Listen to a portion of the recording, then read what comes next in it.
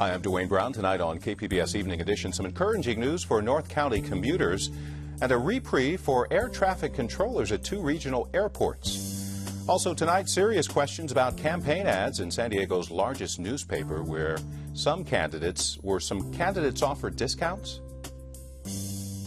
I'm Peggy Pico. Also ahead, how did an elementary school principal make the leap to superintendent of California's second largest school district? We'll take a closer look at Cindy Martin's track record and what she calls her silent curriculum. And like the story of the prodigal son, a San Diego family reunited with a special family member 13 years after being separated.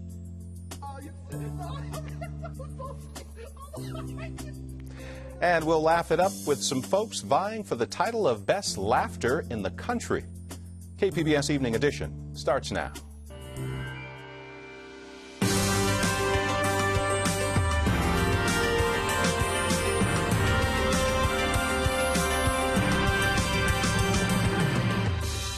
KPBS Evening Edition is made possible by Joan and Erwin Jacobs and by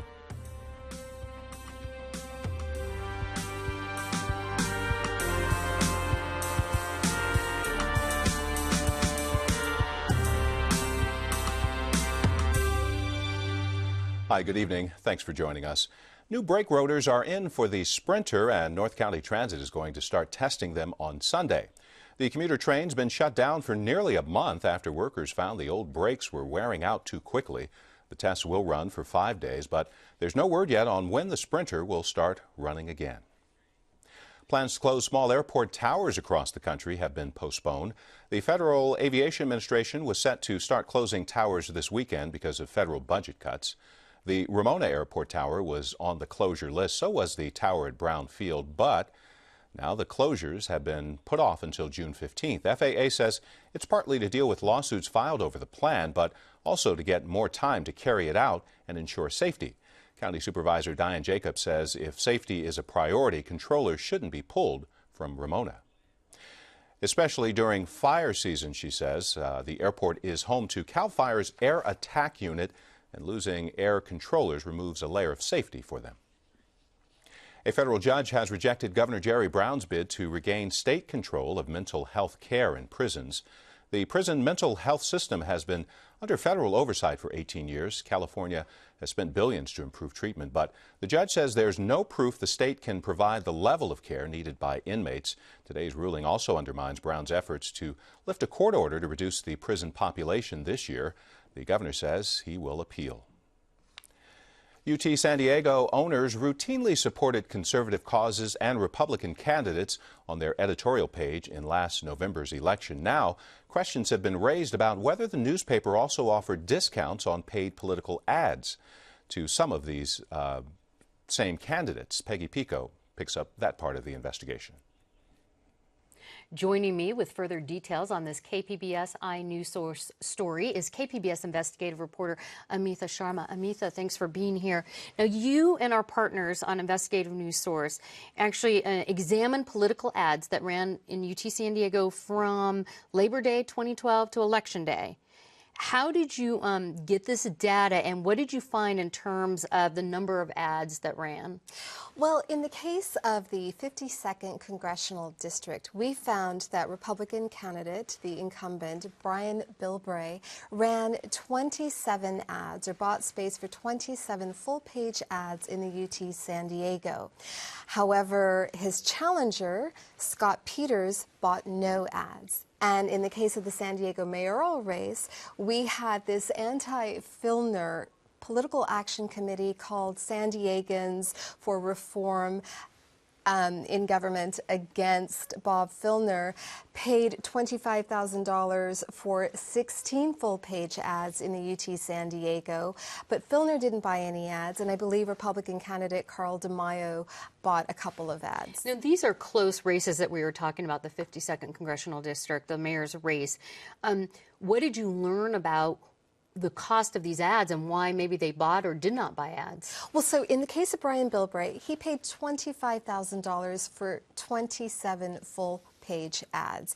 And in the case, again, of the anti-Filner Political Action Committee, they paid $25,000 for 16 full-page ads. So we wondered about this, and we went to the campaign people for Scott Peters, and we asked them why they didn't run any ads in the UT San Diego. And they said that they were too expensive, and they didn't think it was a wise expenditure of their campaign resources. And I said, well, what price were you quoted? And they said, we were quoted a package of $24,000 for 3 full-page ads. We went to Filner's people and say, well, why didn't you do this? Why didn't you run ads in the UT? And they said, well, we thought they were too expensive, and again, we prefer to spend our money on television advertising. And I said, what price were you quoted? And they said $8,000 per full-page ad. So we went back and we looked at the public disclosure forms for candidate Brian Bilbray, and it showed that so again, he spent this $25,000 for the 27 full-page ads, and we checked with the law. We checked with federal elections folks, and they said that you cannot, it appeared that there was a discount if you looked at the public disclosure forms. And federal elections folks say that, look, you cannot have a discount.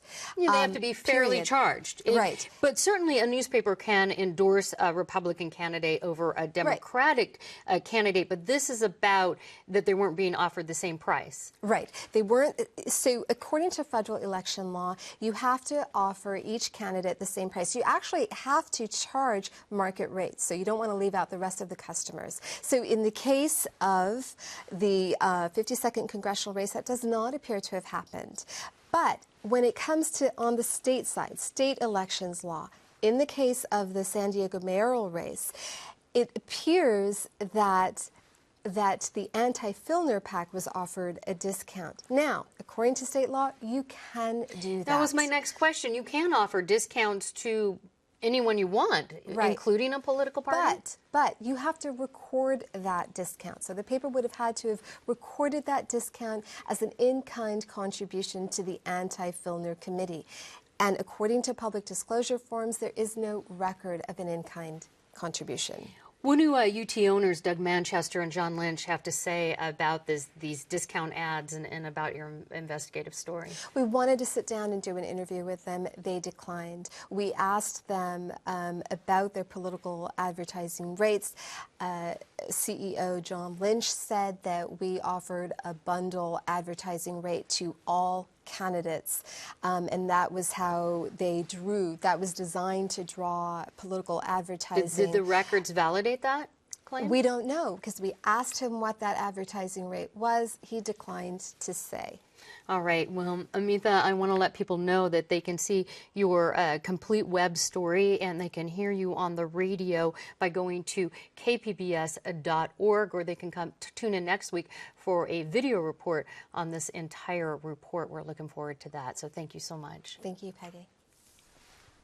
Now, this afternoon, we talked with a representative of the Fair Political Practices Commission. He told us they are looking at the information to determine whether to open a formal investigation. We could see new immigration reform bills next week from the House and Senate. Congressional aides say the plans offer work permits and a path to citizenship for people in the country illegally. The Senate bill is expected to be released first. Homeland Security says it will hold a lottery to dole out H-1B visas. Immigration officials say they got flooded with requests for the visas, reserved mostly for highly skilled workers. 85,000 are available, but the demand is far greater than the supply. A colorful protest in La Jolla today. Members of Code Pink demonstrating outside the home of General Atomics CEO Neil Blue. They were protesting drones and even brought a remote control helicopter to stand in for a drone. They wanted to fly it over Blue's house, but police wouldn't let them because they didn't have a permit. General Atomics makes drones. The protesters say the drones make Americans less safe. President Obama's new budget asks for more money for the Department of Veterans Affairs. White House says the proposal includes a 4% increase in discretionary spending to tackle a backlog of disability claims. It also seeks permanent tax credits for employers who hire unemployed vets. San Diego has 25,000 female veterans. When they return to civilian life, they face depression and unemployment just like men, but more of the women face homelessness than ever before. KPBS reporter Kush Busha brings us the story of one veteran trying to get her life back. San Diego's 25,000 female veterans face depression and unemployment, just like men when returning to civilian life. But more and more face homelessness than ever before. One of these vets is Amber Ramirez, a 32-year-old San Diego native who is staying at the St. Vincent de Paul Village. She's been couch surfing and sleeping in parks since 2008. The Department of Housing and Urban Planning reports that female veterans like Ramirez are the fastest growing segment of the homeless population. One reason that Ramirez has been homeless is that she has not been able to get a job since leaving the military. I couldn't even get jobs at like Jack in the Box. I haven't had much work experience, so that also affected it. You know, I was going to get that in the military. I wanted to be a nurse. Ramirez hoped to get her medical training while in the Army, but her military service ended after she says she was sexually assaulted by a superior. After a criminal investigation, she was discharged in 2008. They all ask about military history, if you've been in the military, and I have to be honest and answer yes, but then to have an other than honorable discharge just doesn't look great. There's a transitional home for female veterans in San Diego called Amicas. Maria Mustachio is the house manager. She says that the homeless situation for women leaving the military will only get worse. The downsizing, the sequestering,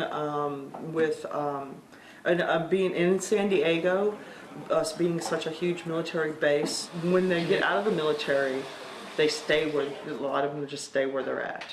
And so we're going to see a rise in the homelessness because of this, because they're not going to be adjusted. They're not going to be able to find jobs, which is, in our economy is already hard enough as it is. For Ramirez, she hopes that having a bed to sleep on will get her one step closer to a job. For KPBS News, I'm Khushbu Shah. Pope Francis is directing the Vatican to act decisively on clergy sex abuse cases. The pontiff says pedophile priests must be punished and the Catholic Church's credibility is on the line. While some hope it means a move away from what's seen as a cover-up culture, other advocates say it's just more talk. Well, the newest federal jobs report shows weaker than expected job growth. Employers added 88,000 jobs last month. Still, U.S. unemployment is at a four-year low, 7.6%.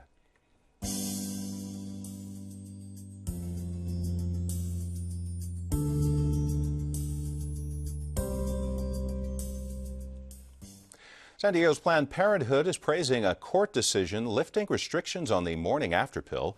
A federal judge says the drug must be made available over the counter and without age restrictions. Right now, it's only available by prescription to women 17 and older. Planned Parenthood says the change will prevent unwanted pregnancies. The Conservative Family Research Council says it puts the health of young girls at risk. President Obama is apologizing to California's Attorney General tonight for commenting on her looks. At a fundraiser yesterday, Obama said Kamala Harris was the best-looking Attorney General. It actually sparked discussion and criticism on news blogs as well as websites. White House says Obama and Harris are longtime friends and the president didn't mean to diminish her accomplishments.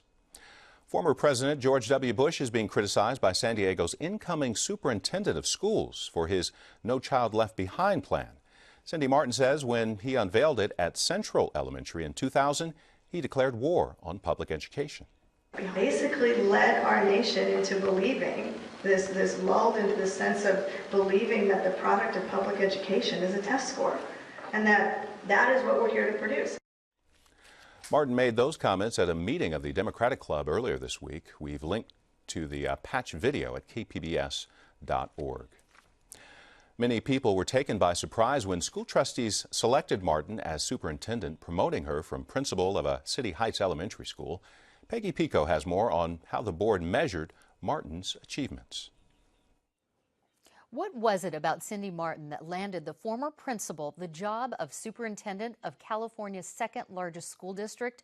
Was it her school's academic performance scores or something else? Voice of San Diego reporter Will Carlos looked into the criteria for this decision. Will, welcome back. Nice to be here. Now, your story looked at a number of issues, including Martin's performance as principal from the time she arrived in 2008.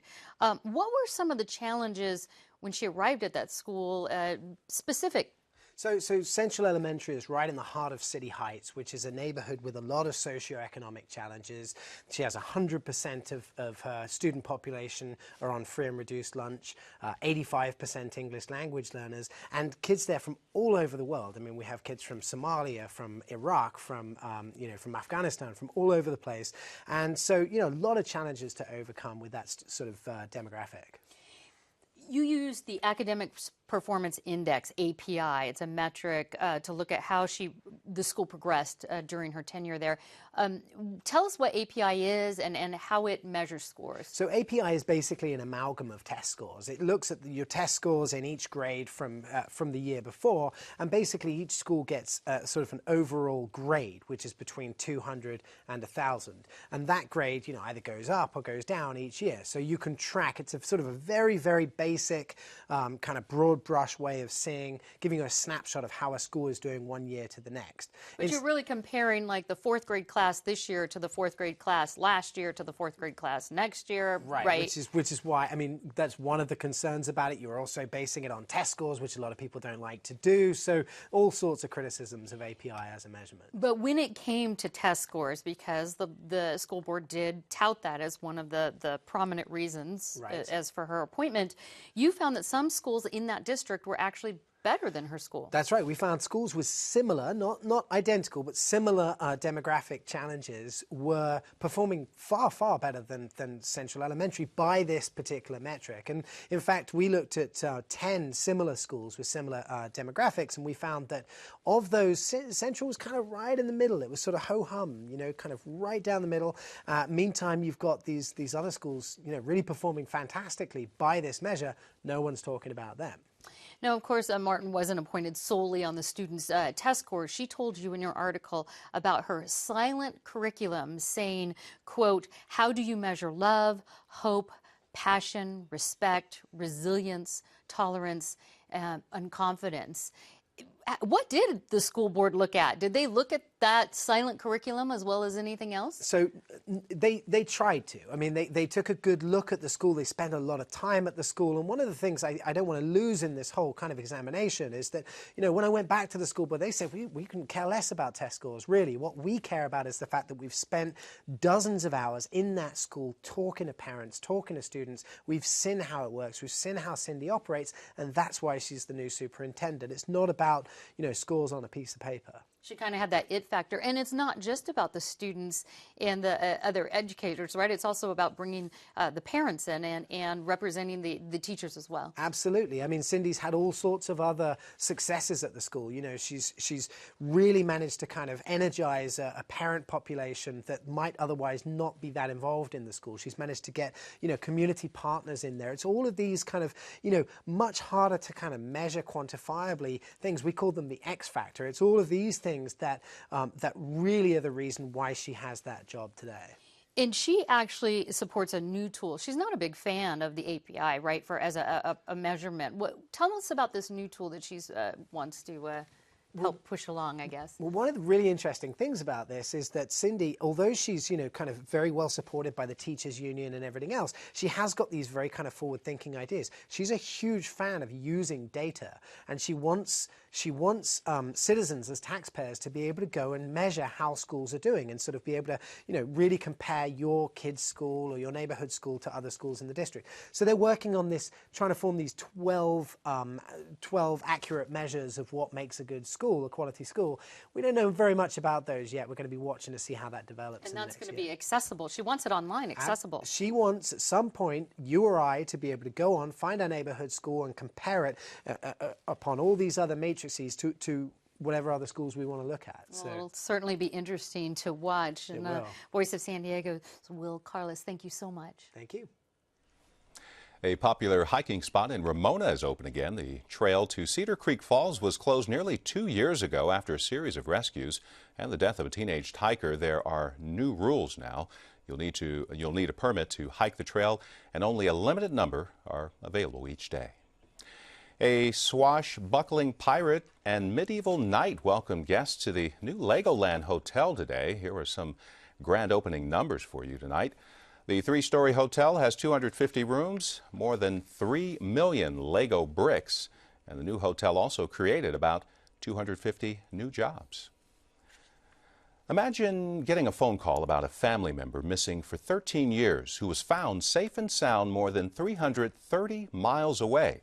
This is the tale of two cities and the prodigal son who's been reunited with the family. And we have pictures of Ladybug when she was little, too. That's Charlie. The Corso home includes 13 animals with plenty of room to roam. 4 dogs, Rocky, Goldie, Charlie, and Ladybug. You want to say hi, Bug? 2 horses who live away from home, and 7 cats. Now that prodigal son, Bandit, has returned to the fold 13 years after disappearing in Las Vegas. It's all connected. I mean, the speed with which all of these, the communications went through to try and get us all back together again was just absolutely amazing, just as advertised even. Bandit has a microchip ID and was recently rounded up with a group of feral cats. Tuesday night, the Corso family got a shocking call from the Bonanza Cat Hospital in Vegas. Hi, are you missing Bandit? Missing Bandit? I wondered who is this a prank call or something, you know? You know, it was just unbelievable, but, you know, you just don't think something like this is going to happen. I guess it's a miracle. They searched Vegas for months when Bandit vanished in 2000 after a TV repairman came to the house. Oh, the tale this cat could tell. Now, comfortably reunited with shy brother Coot and Ladybug, the cute pug he knew from birth. Walk about or on an adventure, you know, but we're hoping his adventure was kind to him. The family's been back in San Diego for 2 years and are now curious to see if any other animal has survived and been reunited after such a long time. And then there's something positive about that number 13. Yeah, May 13th we got married, and yeah. He's been gone 13 years. 13 that's is kind of our lucky number. A lucky number for us. We always said too, 13 was our lucky number. But the real message is the value of having your pet microchipped and the joy it can bring if you're ever separated.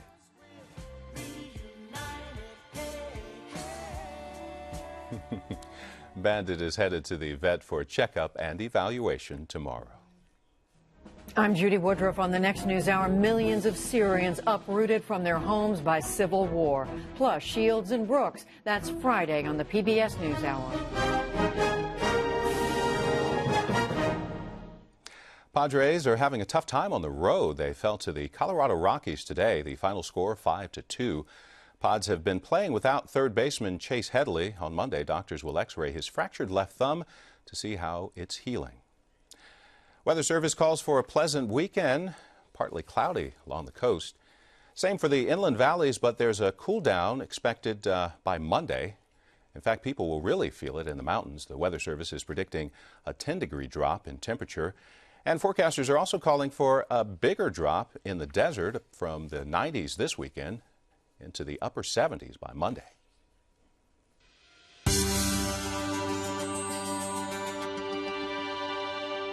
In tonight's Public Square, we hear from a few folks who commented on our KPBS story about the controversial business of San Diego's drone industry. Supporters of drones or unmanned aircraft say it's already a booming business and it'll bring new jobs to San Diego. Opponents of manufacturing drones here or anywhere else say the pilot-free aircraft are an invasion of privacy and a violation of civil liberties. But Dylan posted another concern on our website. Funny people are worried about their privacy, but have no concerns about the environmental impact of these things buzzing constantly in the air. When all the birds and wildlife are gone, we are next. Honeycomb took a more optimistic approach, saying, forget about all the bad things you could do with one of these planes and imagine for a minute some of the good things. There are agricultural UAVs operating in California as we speak. You can join in on the drone debate or comment on any KPBS story by following us on Twitter, liking us on Facebook, or email us at publicsquare@kpbs.org. Tomorrow, San Diego will host the first ever American Laughing Championship. Gigglers, howlers, and knee slappers from across the country will square off, and at the end, the best laugher in America will be crowned. KPBS reporter Claire Trageser has the story. These are laughing champions, or at least one of them could be on Saturday, when the winner of the American Laughing Championship is named. Dante Reed is a Navy man stationed in San Diego. He'll be one of the 16 or so competitors. I've always had it, but I didn't know it. But I always know every time I did it, people just look at me like, you know. Watching Reed laugh, you can understand why he attracts attention. Here's an example. I was in Japan, right, on my first date. Competitors will get their giggle on here at the Westin Hotel on Saturday. Then the best laugher in America will be named. Everybody knows somebody in their life who has a crazy, contagious laugh. You've been in a movie theater, probably, and a guy in the back row cracked up and it made the whole room laugh. Well, those are the kind of people that do well in these contests. That's Albert Nuremberg, a Canadian filmmaker and organizer of the Laughing Championships. He will have the laughing competitors square off in a series of grueling contests. Maniacal laugh, that's like the more Dr. Evil thing, more ha-ha kind of laugh. There is the self-laugh. The idea is you got to laugh at yourself. There is the Alabama knee slapper, where you slap your right knee and you laugh. Reed will face some tough competition on Saturday, but if his voice holds up, it seems likely he'll have a shot. Claire Tregesser, KPBS News. You can find tonight's stories and download the KPBS app all on our website, kpbs.org/evening edition. Thanks for joining us. Have a laugh-happy weekend.